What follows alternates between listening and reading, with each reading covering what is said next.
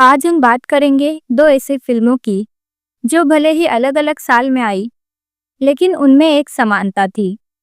हम बात कर रहे हैं 1989 की प्रेम प्रतिज्ञा और 1991 की बेनाम बादशाह की। आज हम इन दोनों फिल्मों के बीच एक अनूठी तुलना करने वाले हैं, जिसमें हम देखेंगे कि कैसे मिथुन चक्रवर्ती और अनिल कपूर ने एक ही तरह के किरदार को पर्दे पर उतारा और दर्शकों के दिल में जगह बनाई। अगर हम दोनों फिल्मों की कहानी देखें, तो एक बात साफ है, दोनों ही फिल्मों में नायक हालात के मारे हुए हैं। एक है राजा भैया, जो गांव का सीधा साधा लड़का है, लेकिन शहर आकर हालात से मजबूर होकर एक गैंगस्टर बन जाता है।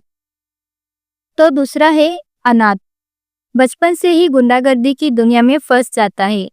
दोनों ही किरदार अपने अपने रास्ते पर चलते हुए एक ऐसी औरत से मिलते हैं जो उनकी जिंदगी बदल देती है। ये किरदार उस समय के एंग्री यंग मैन का एक नया रूप था।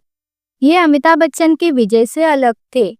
ये अपनी मर्जी से गुंडे नहीं बने थे, बल्कि हालात ने उन्हें मजबूर किया था। ये एक ऐसा कॉन्सेप्ट था जिससे आम दर्शक आसानी से जुड़ जाते थे।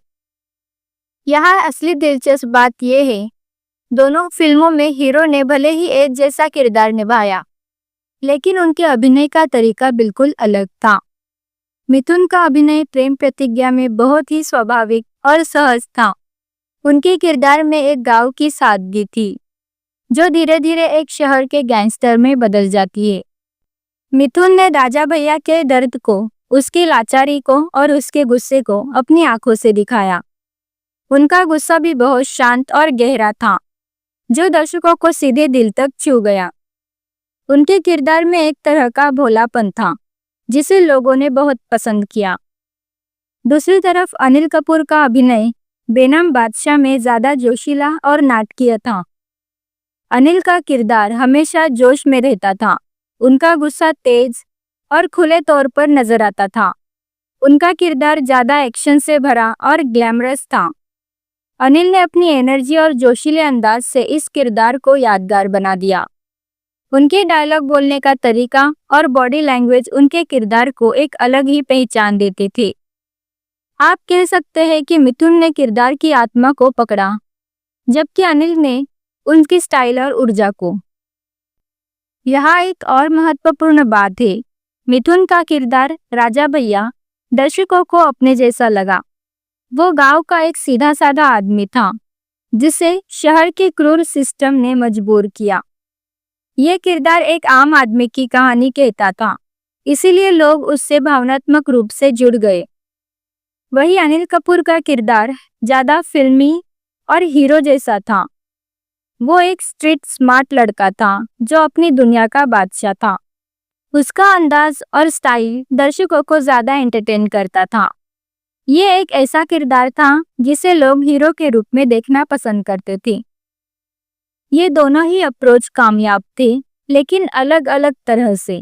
एक ने भावनात्मक जुड़ाव बनाया, तो दूसरे ने स्टाइलिश एंटरटेनमेंट दिया। अब बात करते हैं उस चीज की जो किसी भी फिल्म की असली सफलता बताती है। प्रेम प्रतिज्ञा एक व्यावसायिक रूप से सफल फिल्म थी। इस फिल्म को दर्शकों और समीक्षकों दोनों ने बहुत सराहा। मिथुन चक्रवर्ती के करियर में यह एक मील का पत्थर साबित हुई। ये फिल्म मिथुन के अभिनय की गहराई को साबित करती है और आज भी उनकी बेहतरीन फिल्मों में से एक मानी जाती है। वही बेनाम बादशाह एक औसत फिल्म थी। इसे अच्छी ओपनिंग मिली, लेकिन ये प्रेम प्रतिज्ञा जैसी सफल नहीं हो पाई। अनिल कपूर का अभिनय पसंद किया गया, लेकिन कहानी उतनी दमदार नहीं थी। बॉक्स ऑफिस का ये नतीजा दिखाता है कि उस समय दर्शक कहानी के साथ साथ किरदार की भावनात्मक गहराई को ज्यादा पसंद करते थे। एक और बहुत ही दिलचस्प बात यह है, जो शायद बहुत से लोग नहीं जानते हैं, वो ये है कि ये दोनों ही फिल्में साउथ इंडियन फिल्मों की रीमेक थी। प्रेम प्रतिज्ञा असल में 1980 की तमिल फिल्म वंदी चक्करम का हिंदी रीमेक थी। ये फिल्म तमिल में बहुत सफल रही और बेनाम बादशाह 1989 की तमिल फिल्म पुधिया पढ़ाई का रीमेक थी। ये भी एक हिट फिल्म थी। ये बताता है कि उस समय साउथ इंडियन सिनेमा की कहानियां हिंदी सिनेमा को कितनी प्रभावित करती थी। हिंदी फिल्म मेकर्स ने इन कहानियों को अपने स्टार्स के हिसाब से ढालकर दर्शकों के सामने पेश किया। अगर बात करें बॉक्स ऑफिस और अभिनय की गहराई की, तो प्रेम प्रतिज्ञा इस तुलना में बाजी मारती नजर आती है। लेकिन दर्शकों को दोनों ही फिल्में अपने अपने कारणों से पसंद आई। तो दोस्तों, आपका क्या मानना है? आपको कौन सी फिल्म सबसे ज्यादा पसंद आई? प्रेम प्रतिज्ञा में मिथुन का सहज अभिनय या बेनाम बादशाह में अनिल का जोशीला अंदाज? हमें कमेंट्स में जरूर बताइए। मिलते हैं अगले वीडियो में, तब तक के लिए नमस्कार।